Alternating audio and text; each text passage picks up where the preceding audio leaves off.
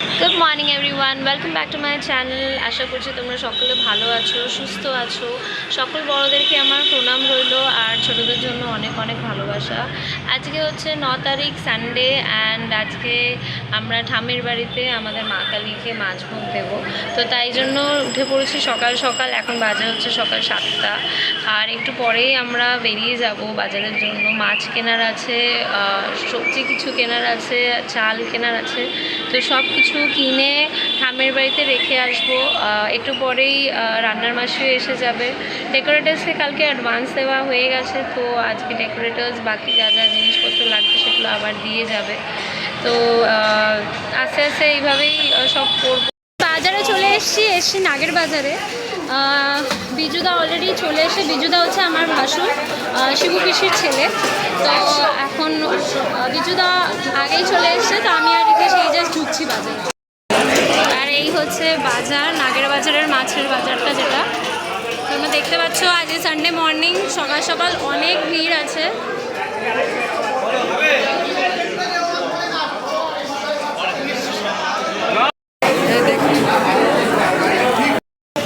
নাগের বাজারে মাছের বাজারের ভেতরে এখানে কালী মন্দিরও আছে। তা আমার সাথে আছে এখানে বিজুদা আর বিশ্বনাথদাকে তোমরা অলরেডি চেনো। তো আমরা সকাল সকাল টিকা লাগিয়ে আজকে মায়ের বাজার করতে বেরিয়ে গেছি। এখন নাগের বাজারের এইদিকে মিনি বাজারে এসছি, আর ওইদিকে মায়ের যেই মাছটা নেওয়া হবে সেটা অলরেডি আমাদের অর্ডার দেওয়া হয়ে গেছে। আর এখানে আমরা একটু বাড়ির বাজারও করে নেব।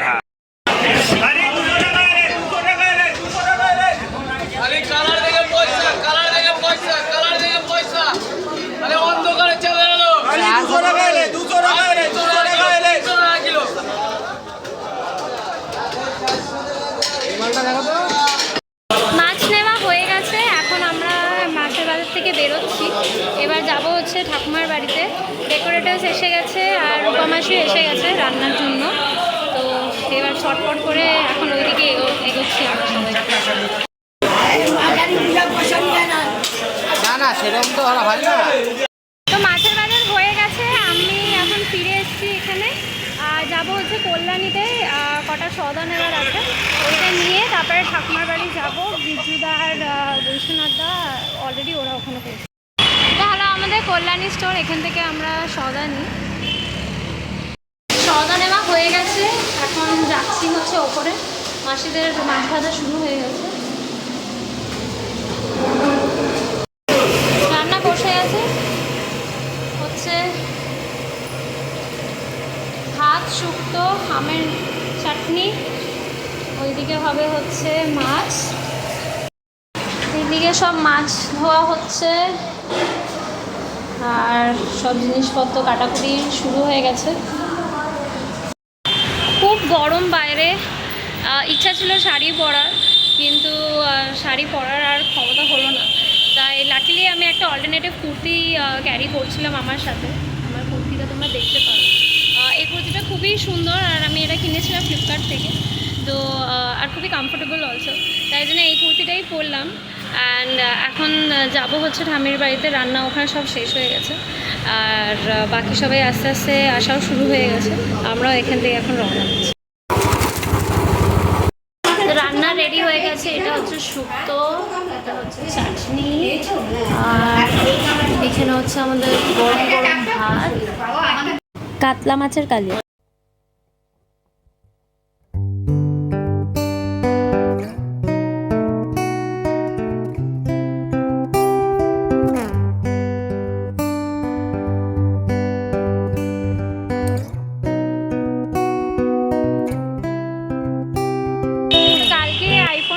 কভারটা নেওয়া হয়েছিল, অ্যান্ড ওর ক্যামেরার জন্য যেই ওটা কি নিয়েছিল তুমি,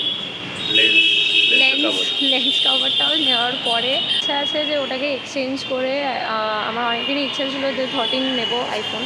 তো 13টা পারচেজ করার ইচ্ছা আছে। তো এখন দেখতে যাবো। অ্যান্ড কালার আমার ইচ্ছা ছিল মিডনাইট ব্লু, বাট ও বলছে অলিভ গ্রিন। তো দেখা যাক কোনটা অ্যাভেলেবল থাকে। তো একবার সাহেব দাদা দাও।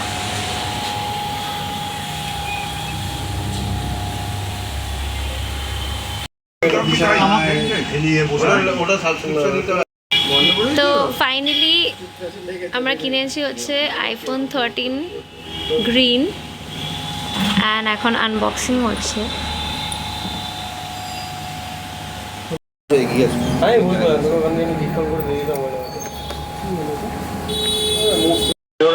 এখন আইফোন সেট আপ চলছে, ইন প্রোগ্রেস।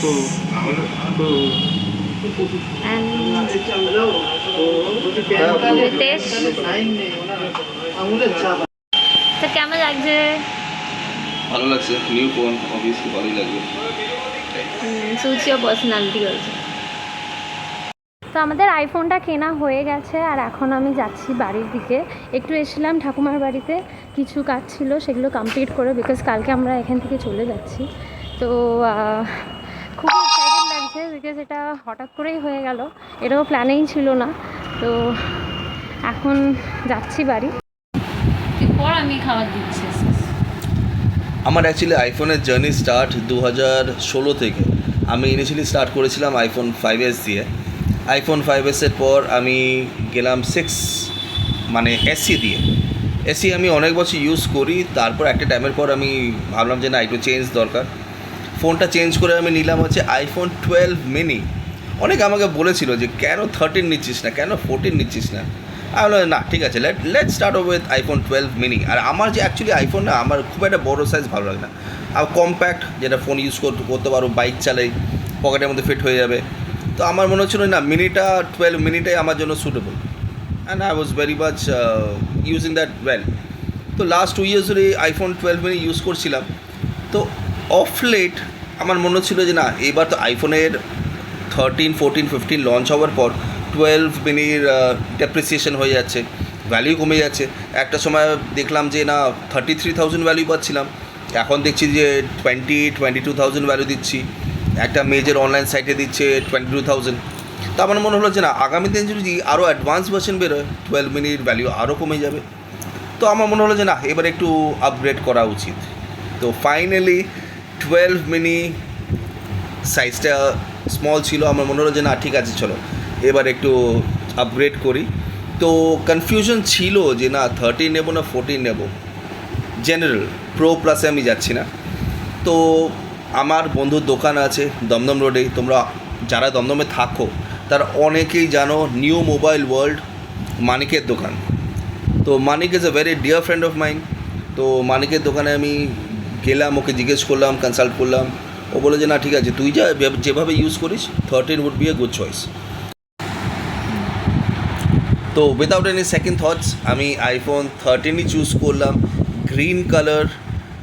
আর এখন আপগ্রেড চলছে, ডেটা ট্রান্সফার হচ্ছে from iPhone 12 mini to iPhone 13, and দেখতে আমার খুব ভালো লাগছে। I am really excited.